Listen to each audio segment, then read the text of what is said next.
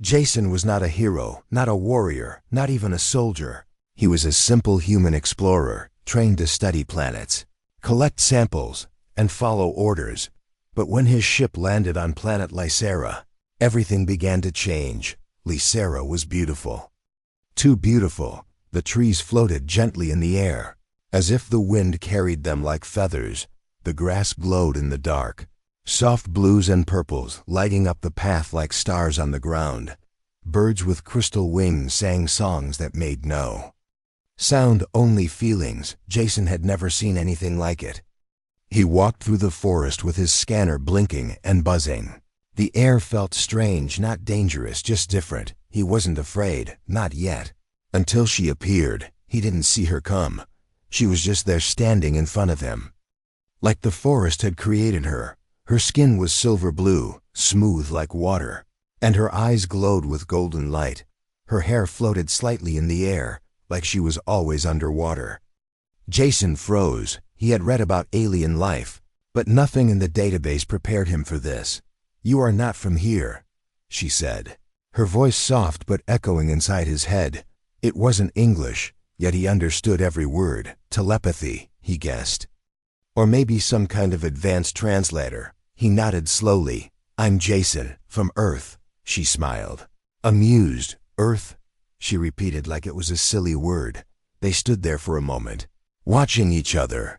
He felt like she was reading his thoughts, searching through his memories. He didn't mind it, strangely. After some small talk, she laughed lightly, her voice like music in the wind. "You want to impress me, Earth boy?" she asked. Jason chuckled. "Is that possible?" She tilted her head, playful and curious. "If you find me the rarest flower in the galaxy," she said, "maybe I'll be yours." Jason laughed. "The rarest flower?" She nodded. "It's called Aurelia's breath. It only grows once every 100 years, and only on this planet." He thought she was joking. Her smile said she was joking, but her eyes, they said something else.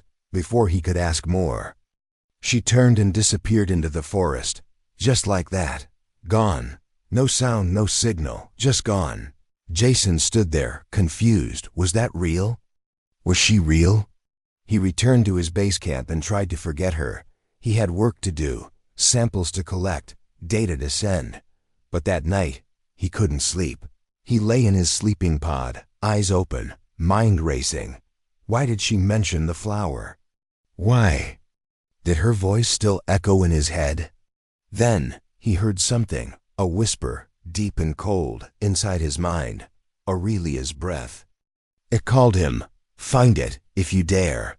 Suddenly he was no longer in his pod. He was dreaming, but it felt real. He stood in a stone temple, deep under the planet. In the center was a glowing flower, floating above a crystal bowl. He reached out to touch it, but then he saw his reflection in the stone. It was him, but older, broken, and dead. Eyes empty, face cracked like dry earth. He woke up sweating, gasping for air. The dream felt like a warning, but also a challenge. Jason looked out the window of his camp. The forest was silent, glowing gently in the night. And somewhere out there, maybe the girl was watching, waiting to see if he would take her joke seriously. He sat up, eyes focused. Maybe it wasn't a joke after all. Maybe the flower was real, and maybe he was supposed to find it. A simple dare had now become something more. Something dangerous, something alive. He didn't know what the flower truly was, but one thing was clear. The moment he saw her eyes, the moment she smiled and spoke those words, his path had changed forever.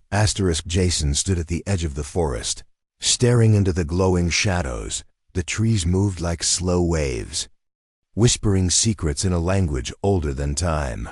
His hand tightened around the strap of his backpack. He didn't have a map. He didn't have a plan. All he had was the name Aurelia's breath, and the memory of her golden eyes daring him to find it. No one on his team knew where he was. He turned off his signal beacon, left a fake tracking log. This wasn't part of the mission. This was personal now. As he stepped into the woods, the light changed. The leaves above blocked the Stars, and only the forest's natural glow remained. Every step felt heavier, like the ground was pulling him in. After a few hours, Jason found the first clue. A broken stone tablet covered in vines, half buried in the moss. He brushed it clean, and saw ancient symbols glowing faintly. It wasn't human language, but as he touched it, a voice whispered in his mind. Not hers, not his own something. Older. Only the seeker who walks without greed shall pass. Jason didn't know what it meant, but the forest seemed to open a path just ahead. He followed it, quietly. Hours passed, or maybe days. Time moved differently here. He had no hunger, no thirst, only a strange focus, like the forest wanted him to keep going. But not everything wanted him there. At the edge of a cliff, he saw something move, a large shadow crawling between the trees. He froze, heart racing. It looked like a creature, but it was made of roots, thorns, and stone. It didn't have eyes, but somehow it saw him. Jason stepped back slowly, but a branch snapped under his foot. The creature turned, and with a horrible sound, it charged. Jason ran, leaping over rocks and logs, breath sharp in his chest. The creature moved fast, crashing through trees like paper. He slipped, rolled down a hill, and landed beside an old tree with a glowing trunk. The creature stopped at the edge of the hill. It hissed, then turned away, disappearing into the forest. Jason looked up at the tree. It wasn't a normal tree. It had symbols carved into it, just like the tablet. He reached out, and the trunk opened like a door. Inside was a small crystal pod. Floating inside it was a petal, one petal, silver blue, glowing softly. He knew it instantly. This was part of the Aurelia's breath. Jason carefully took it and placed it in the sample box. But as soon as he did, the ground trembled. Voices rose in the wind, like 1,000 whispers crying out. He backed away. The tree sealed itself again, and everything went quiet. Too quiet. Then he heard another sound, footsteps, soft, but not his own. He turned, and saw a figure far behind him, standing between two trees, covered in shadows, silent, just watching. Jason called out, "Who are you?" No answer. He blinked and the figure was gone. He turned and kept moving, faster now. This wasn't a simple search anymore. Something else was hunting the flower. Or him. By the time he reached the river valley, he was exhausted. He set up a small camp and sat near the water, trying to understand what was happening. Then he saw her again, the alien girl, across the river, standing silently. Her expression was different now, not playful, not curious. She looked afraid. "You're really doing it." Her voice echoed across the water. Jason stood up. "You said find the flower. I didn't think you'd try," she replied, her eyes glowing dimmer. "It was a joke, Jason." He stepped closer to the riverbank. "Was it?" She didn't answer. Then she whispered, almost too soft to hear, "If you keep going, you might not come back." Before he could say anything, she vanished again. The river shimmered, and she was gone. Jason looked down at the glowing petal in his hand. One part of the flower found, 6 more to go. But something in her voice stayed with him. She hadn't smiled this time. She had looked at him like he was already lost. He sat back down, staring into the fire he had made. What started as a joke was now pulling him into something much darker, much older, and far more dangerous. But he couldn't stop now. Not when he was this close. Not when the flower had started calling him by name. Jason walked into silence. The kind of silence that didn't feel empty. It felt loaded. Like something was watching him, listening, breathing just behind the trees. He had been walking for hours, or maybe days. He no longer trusted the sun above Lysera. It moved differently here. Time stretched like soft metal, bending and twisting, in his hand. The glowing petal still pulsed gently, warm, alive, reacting to something in the air. Maybe guiding him, maybe warning him. The forest had begun to change. The colors faded. The trees grew taller and tighter together, their branches twisting like frozen hands. The glowing moss beneath his feet had turned gray. He was leaving the forest behind and entering something else. Rocks shaped like faces lined the path, their mouths open in silent screams, their eyes hollow. Ancient carvings marked the stones, each symbol whispering to him. He couldn't understand the language, but it understood him. The path ended suddenly. A cliff stretched out before him, and below, in the valley, stood an enormous stone gate. Cracked but standing, shaped like an open eye, in its center. A small platform floated, and upon it, something shimmered, another piece of the flower. A second petal, Jason started his descent. The climb was rough, loose stones, sharp ledges, and cold wind biting at his face. When he reached the valley floor, the silence broke. The gate spoke, not with sound, but with pressure. His ears rang, his chest tightened, and a deep hum echoed through his bones.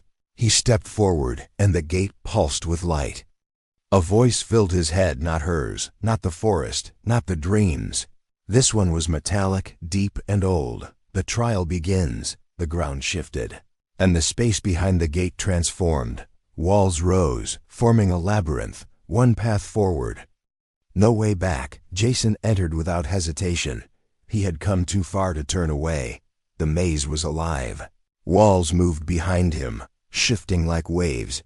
At every turn, he saw visions, brief flashes, like memories not his own. A war, a burning city, alien creatures screaming as the skies turned red. And the flower, always the flower, blooming in the middle of destruction, untouched, unburned. Jason touched the wall beside him. It felt cold, like metal and bone. Another whisper echoed. Truth is earned. He moved faster. The air got heavier, like he was walking through water. Then he saw the first trap. A narrow hallway filled with floating orbs, glowing red. One moved toward him slow, silent, then fast. He ducked just in time as it flew past. Hitting the wall with a burst of energy, he ran, weaving through the orbs, heart pounding, breath sharp. A second one grazed his shoulder. He felt the shock burn through his suit. But he made it through, stumbling into a wide-open room. There, in the center, stood a tall statue, a humanoid figure with wings, made of crystal and stone. Its eyes glowed, and it raised one arm, pointing at Jason. "You seek what others died to protect," the statue said. Jason stepped forward, blood on his sleeve. "I'm not here to steal," the statue's voice deepened. "Then prove it." A puzzle appeared before him. 6 symbols floated in the air. Only one of them glowed like the petal in his hand. He had to choose the one that matched. He closed his eyes, held the petal up, felt its pulse, then touched the third symbol from the left. Silence. Then the statue's eyes dimmed, and the wall behind it opened. Jason walked through, heart still racing. This was not just a test of strength. It was a test of his mind, his soul, and he wasn't sure what would come next. The next chamber was smaller, quieter, and there it was, the second petal, resting inside a ring of floating stones. He stepped forward, slow and careful, reached out, and touched it. This time, the vision hit him harder. He saw her, the alien girl, kneeling in a dark room, crying, her hands stained with something black. In front of her, a broken version of the flower, dead, wilted. Jason dropped to his knees, breathing hard. This wasn't just about a rare flower. This was about her, her past, her pain. He placed the second petal beside the first. They pulsed together, soft blue light circling around his fingers. He stood up, eyes full of new questions, but no answers. As he turned to leave, he saw a shadow at the exit. Not the alien girl, not the forest creature. This figure wore something strange, part armor, part living tissue. Its eyes glowed red, and it said nothing. Jason backed away slowly, but the figure didn't move, just watched, silently. He didn't wait to find out what it was.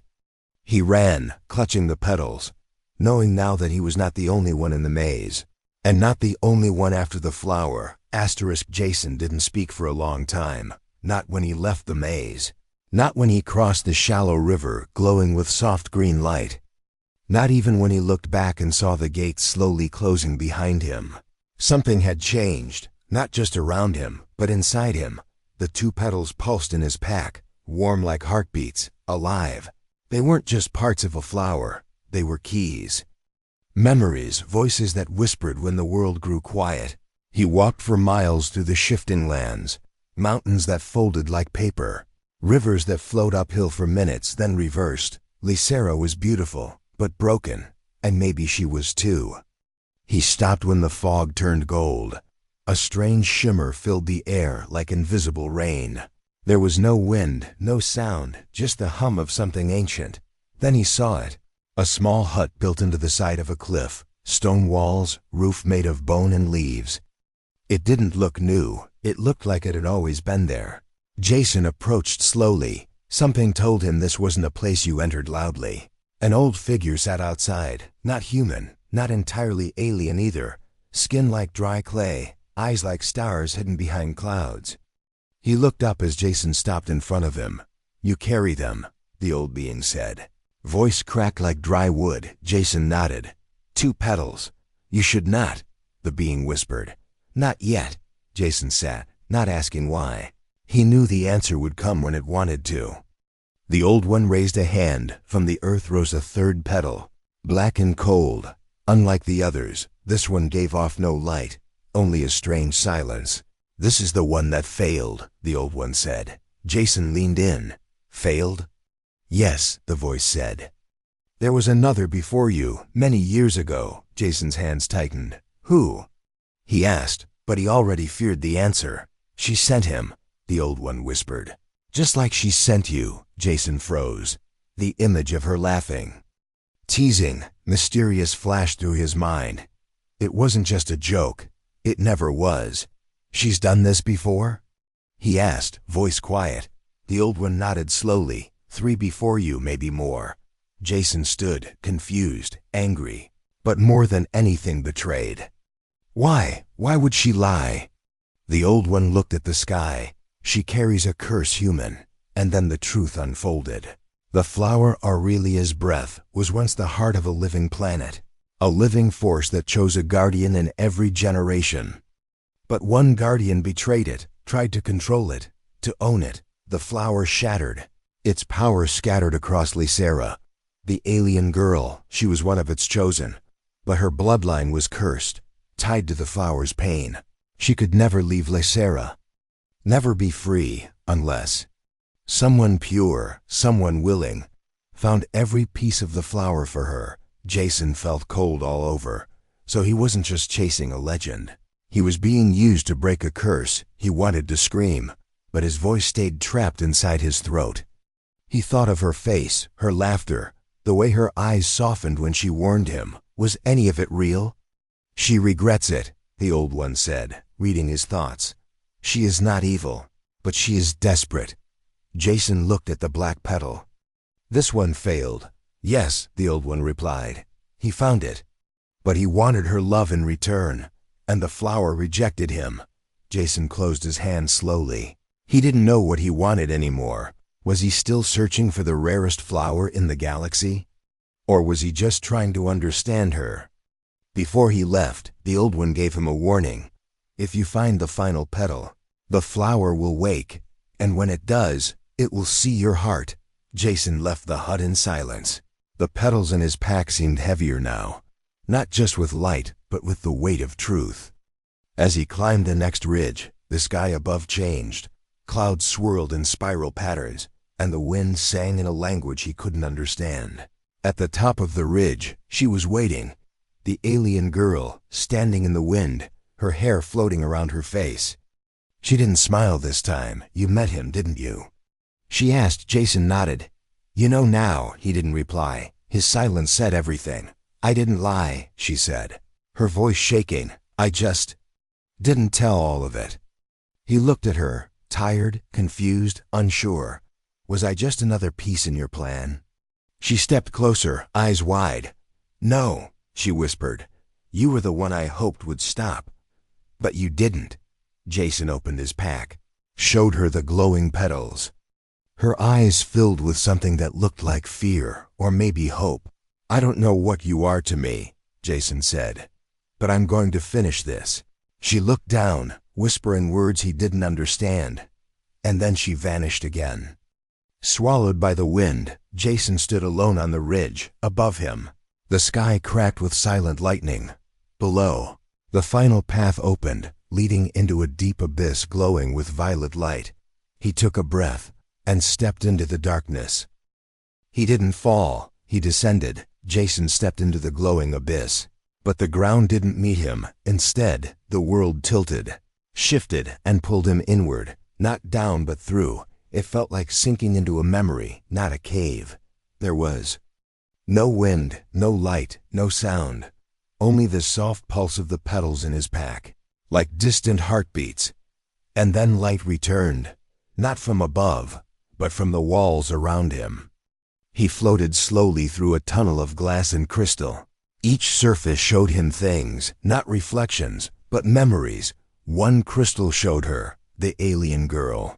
As a child, alone in a dark room, hands pressed to a glowing seed, crying another. Showed a man-human standing beside her, holding a petal, his face full of love, her face full of fear. Then darkness. Jason didn't want to see more, but the tunnel didn't ask for permission. One wall showed him, back on Earth, years ago. Before Lysera, a hospital bed, a hand letting go, a face he never got to save. His sister gone, the vision faded, but the ache stayed. The flower wasn't just testing his courage. It was pulling out his pain, piece by piece. Finally, he touched the ground, if it could be called that. It felt like standing on thought, on memory turned solid. And in front of him stood a giant gate of living vines, beating like a heart. The final chamber. He knew it. And something waited beyond it. He stepped forward. The vines recoiled, but then opened slowly, like recognizing him. The room beyond was circular, stone, silver roots, and floating particles of light. In the center stood a pedestal, and on it, the final petal. It glowed white, untouched by time. Jason reached out slow, careful, breath steady, and the moment. His fingers touched it. Everything shattered. The chamber collapsed into stars. The ground vanished, and he stood in a black void, across from a being not made of flesh or bone, but of energy. Tall, faceless, ancient. It spoke without words. "Why do you come?" Jason breathed slowly. "I was told to find the flower." The being pulsed. Many were told. Most came for power, some for love, some for escape. None were worthy. Jason's fists clenched. "I came because I thought it mattered. I don't know if I want her," he said, his voice cracking. "I don't know if she used me or loved me. I don't know anything anymore. But I know pain, I know loss. And I know I kept going when I wanted to stop." The being was silent. Then it raised its hand. The petals from Jason's pack floated upward, circling him, glowing, shifting, changing. Then it showed him her again, the alien girl, standing alone at the edge of the world. Cursed, bound to the flower, unable to leave. Her smile was fake. Her laughter was armor. She had not sent him to use him. She had sent him because she hoped he would succeed where others failed. Not for her freedom, but to finally let the flower choose not her, but someone else. Jason looked at the final petal in his hand. "I don't want power," he whispered. "I just want to give her a real choice." The being slowly faded, and the void turned back into the chamber. The pedestal was gone. In its place stood the flower, whole and glowing, Aurelia's breath, 6 petals, bright as the stars, spinning slowly like a living galaxy. Jason walked forward, and the flower floated into his hands. It didn't burn. It didn't whisper. It just rested, as if waiting for what he'd do next. A doorway opened behind him, golden and wide, and there, standing at its edge, was her, the alien girl, eyes glowing, lips trembling. "You found it," she whispered. Jason nodded. He stepped toward her, holding the flower. "It's yours," he said, but she shook her head. "No, not unless you give it." Jason looked at her for a long moment. Then slowly, he placed the flower in her hands. She gasped. The petals lit up, spiraling into her chest. She fell to her knees as light wrapped around her. Jason rushed to help, but a voice whispered, "Let her choose." The light faded. She stood, different, now stronger, taller, glowing from within. She looked at Jason with new eyes, not cursed, not trapped, but free. "I didn't think anyone would ever make it this far," she said softly. Jason smiled, tired. "I didn't think I would either." Asterisk. The sky cracked open like it had been holding its breath for centuries. And now it was exhaling. Jason and the alien girl stood at the edge of the glowing valley. Behind them, the ancient chamber where Aurelia's breath had awakened. Ahead, shadows moved across the land like a tidal wave with no sound. She looked different now, not just brighter, not just stronger. She carried something ancient in her eyes, something that remembered pain, love, betrayal, and hope. Jason watched as the energy of the flower faded into her skin. Her silver blue hair now shimmered with starlight. The markings on her arms glowed in soft patterns, like ancient circuitry waking up. "I feel everything," she whispered. "Every time someone searched for this, every time they failed."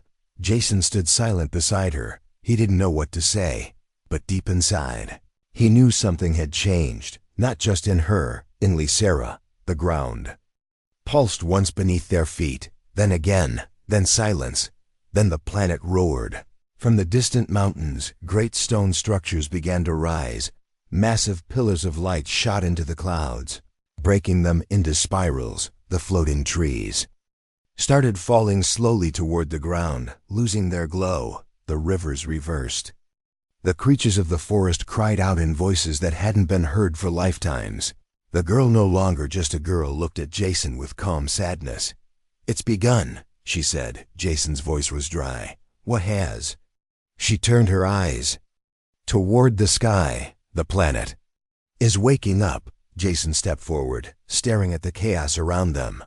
"Is this because of the flower?" She nodded slowly. "It was never just a symbol," she whispered. "It was a seal." Jason's heart dropped. "A seal? For what?" She didn't answer, but her silence said everything. Suddenly, from the forest below, a deep rumble echoed. Creatures made of black vines and broken metal emerged, ancient guardians. Not machines, not animals, but both. Their eyes burned red, and they were coming. Jason pulled her back. "We need to move." She didn't resist, but her body trembled as she looked at the ground beneath her feet. "They're not here to stop me," she said softly. "They're here to stop you." Jason froze. "What?" Her voice cracked. "The moment you gave me the flower, the planet recognized me again. I'm part of its code, its bloodline. But you," she hesitated, "you're still an outsider." Jason stepped back, watching the guardians advance. "So I passed the tests, survive every trap, find the petals, and now I'm the threat?" She nodded slowly, ashamed. "The planet doesn't understand love or sacrifice. It only knows logic, protection, rules." Jason looked around, calculating. He had no weapons, no ship, no exit, just her, and a planet that wanted him gone. One of the guardians roared. A pulse of black energy shot toward them. Jason jumped, grabbing her, pulling her behind a fallen crystal tree. The beam hit, cracking the ground where they stood seconds ago. Jason's heart pounded. He looked at her. "Can you stop them?" She shook her head, eyes filled with pain. "I don't control them. I never did." Jason stood, chest rising, eyes sharp. "Then maybe it's time someone taught them something new." He ran toward the nearest guardian, yelling to draw its attention. The creature turned, energy gathering in its chest. Jason ducked behind stone, picked up a broken piece of tech from the ground, a shard from the maze, still humming with charge. As the guardian prepared to fire again, Jason leaped and slammed the shard into its chest. The energy burst back, sending him flying. He hit the ground hard, coughing, but the guardian paused, glitching, a moment of hesitation, like it recognized him. The girl ran toward him, her hands glowing. She touched the ground, and vines rose to shield him. "I think you changed something," she said, helping him up. "Maybe the flower isn't the only thing they respond to now." More guardians circled around, but this time they didn't attack. They watched waited. Jason stood straight, holding out his hand. "I didn't come to steal," he said to them. "I came to help her." Silence. Then one guardian lowered its weapon, another stepped back. The light in their eyes shifted from red to white. The girl stepped beside Jason, voice steady. "You're not just an outsider anymore. You're a part of this now." The sky above cleared slightly, the ground stopped shaking, and the planet seemed to listen. It didn't feel like the end. It felt like something ancient had just opened its eyes. The sky above Lucera was quiet now, too quiet.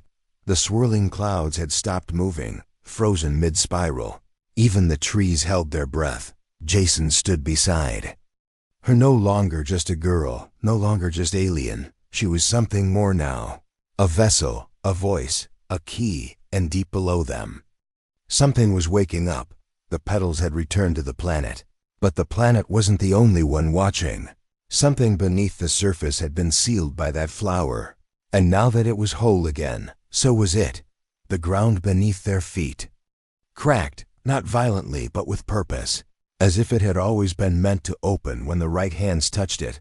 She turned to Jason. Her voice was steady, but her eyes were full of old memories. Long ago, the flower wasn't just life. She said, "It was a prison." Jason stepped closer. "For what?" Her voice dropped. "For us." A blinding light rose from the cracks, and in it a figure emerged. Not a monster, not a beast, but another version of her. Same face, same eyes, but colder, sharper, wrapped in metal, not light. The two locked eyes, and Jason knew they weren't strangers. They were twins, split by time, fate, and a broken curse. "You were supposed to stay asleep," the twin said, voice echoing like thunder. "You were supposed to die." Jason moved to shield her, but she held out her hand. "No," she whispered. "This is my fight." She stepped forward. "You're the reason I sent them," she said. "The reason I tricked humans into finding the petals. To keep you from waking." The twin laughed, hollow and cruel. "And yet here we are." Jason didn't move. He watched, listened, heart pounding like a war drum. The twin raised her hand, summoning dark energy. "I was made to protect the planet," she growled.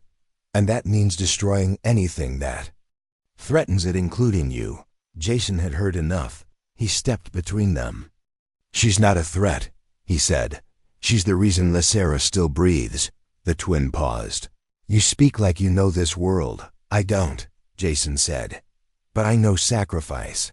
The girl placed a hand on his shoulder. "I can stop her," she whispered. "But it will cost everything." Jason turned to her. "What do you mean?" She looked up at him, eyes soft. "If I give the flowers power to the planet, it will close the gate again, seal her. But I'll be part of it." "No," Jason whispered.